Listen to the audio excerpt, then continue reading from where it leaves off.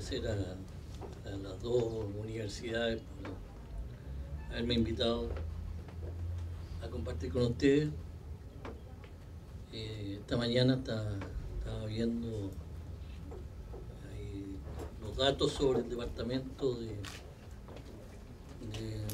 Lima, y solamente el departamento de Lima tiene mucho más territorio que lo que es Haití, y tiene una densidad de población mucho menor. O sea, Lima, el departamento de Lima tiene 37.800 y tantos kilómetros cuadrados, y Haití tiene 27.500,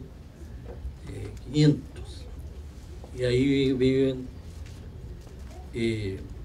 más de 10 millones de habitantes, más o menos, o sea, con 10.000 kilómetros menos, y con un tercio que es montañoso. O sea, viven los haitianos. O sea, quería empezar con esa asociación para que nos ubicáramos también en la geografía. Pero fundamentalmente yo quisiera primero hablar un poco de lo que es la seguridad colectiva, sobre todo que la mayoría de ustedes son estudiantes y futuros grandes profesionales del derecho, y vincular el derecho, el concepto de seguridad colectiva, el nacimiento de la era moderna, y lo que es Haití, porque creo que va a ayudar un poco a sacar estigmatización de lo que muchas veces a lo que se refiere a este pueblo. Ayer hubo dos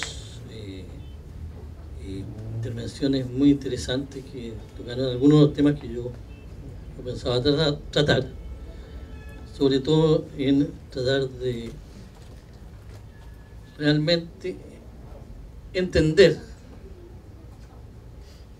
más allá de los conceptos que entrega la prensa, y desde Hollywood, como decía alguien ayer, ver cómo Haití ha estado presente, ha sido parte de la época moderna, y el concepto de seguridad colectiva. En primer lugar,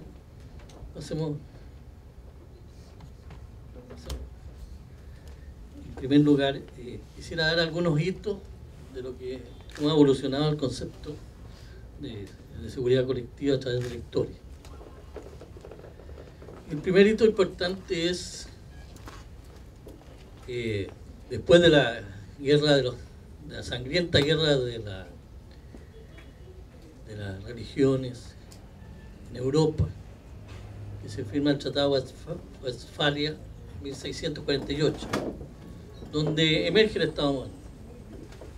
Ahí se aceptan ciertos principios que son claves, que nos irán marcando para bien y para mal, que el concepto de soberanía y no injerencia, así como el de protección, conceptos que se han ido desarrollando hasta la fecha.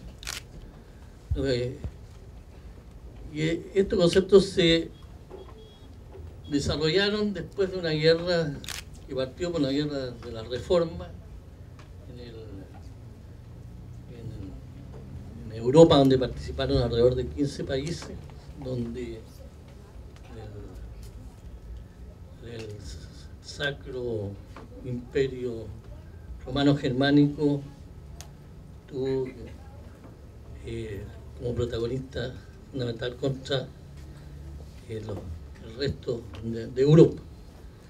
Ahí se acuña en primera vez el tema de la seguridad como un problema multilateral. Para llegar a ese tratado, que en el fondo eran dos tratados, y después se prendieron otros, el precio que tuvo que pagar Europa fue de 4 millones de muertos. Y muchas regiones incluso perdieron hasta el 70% de su población. Entonces el precio, la barbarie que significó esa guerra, fue la que primero la historia trata de tocar el tema. Y Haití tiene que ver con el Tratado de Westfalia, directamente, porque nace como país en algunos años después de esto, después de un acuerdo entre España y Francia en 1697, en un tratado de Reich, ¿se pronuncia?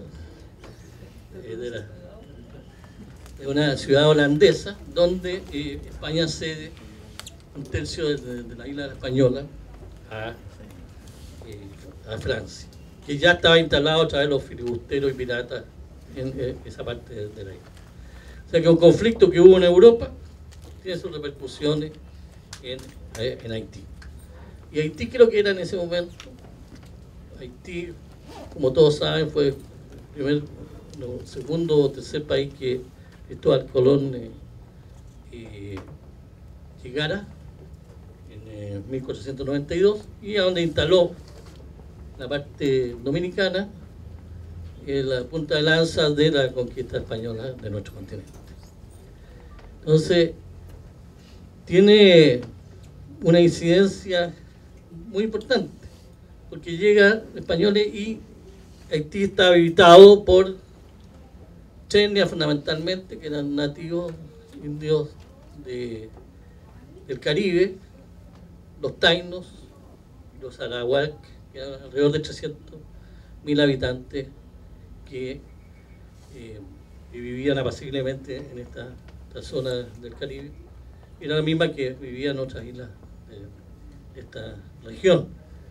Y de esos 300.000 habitantes, por el trato, por las nuevas enfermedades, fueron exterminados durante los siguientes años de la presencia española en Haití y europea, y tuvieron que ser reemplazados posteriormente para explotar, hacer agricultura y explotar realizar la actividad económica con los esclavos que llegaron a fines del siglo XV. Luego, en la historia, hay otro hito en cuanto a la construcción del concepto de la seguridad colectiva, que es el concierto europeo, y alrededor en 1870, la construcción de un sistema de seguridad colectiva con el principio del equilibrio. Este marco conceptual subsiste hasta la Primera Guerra Mundial.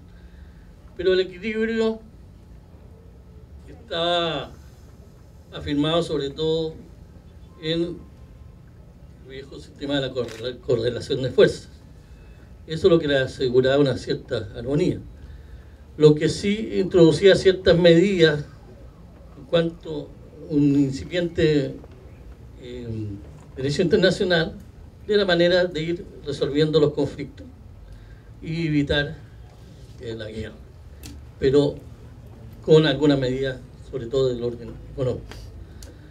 Luego, este concierto europeo no logra prosperar y evitar la Primera Guerra Mundial, y se produce la guerra donde murieron 17 millones de personas y más de 220 millones de heridos y inválidos. Y a raíz de esa experiencia dura se crea la Sociedad de Naciones y crea una instancia supraestatal para evitar los conflictos que se avecinan. Pero no tiene una real influencia, más bien permite ser un lugar de foro, más que una instancia en que realmente tenga la fuerza coercitiva necesaria para evitar conflictos. Y así como pasemos a la otra, logra la administración de intereses comunes, sobre todo en actividades como el transporte, comercio, resolución de algunos problemas de límites pendientes, pero no suscriben en la Sociedad de Naciones, Estados Unidos y otros países, lo que le quita fuerza y capacidad vinculante para realmente construir una seguridad colectiva que tenga realmente influencia. Luego del acuerdo del 1919 se firman otros tratados para tratar de complementar esto, pero inevitablemente, a pesar de ello, llegamos a la Segunda Guerra Mundial. Pasemos. La Segunda Guerra Mundial, la más, a pesar de haber avanzado teóricamente e institucionalmente en la construcción de una paz, de un mecanismo para asegurar la paz, se produce la guerra más sangrienta de toda la historia, en donde participan 61 países y mueren 61 millones de seres humanos, de los cuales la mayoría eran civiles.